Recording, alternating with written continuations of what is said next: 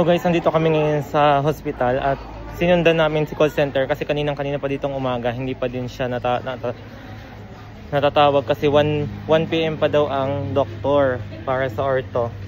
Wait. Yung po si call center, hinang-hina na po siya sa katawan niya. Yung po yung ano.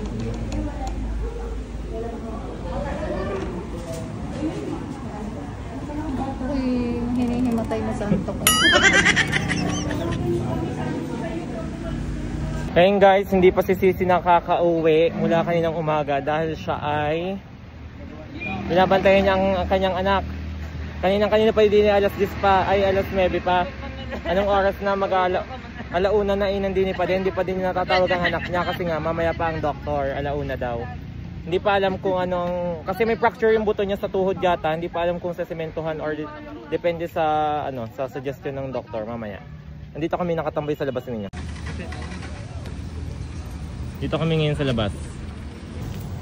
Uutas na ako. Bakit? Sa buyat. Ah. Tapos sa gabi pa umiyak na umiyak siya. Naiyak sa gabi? Oo, hindi mo naririnig. Kulum dun ha? Ay, ang kabilang kwarto ay pasyente. Ang kabilang kwarto ay pasyente. Isang may lagnat at isang bali ang paa. Yan. Problemado siya guys.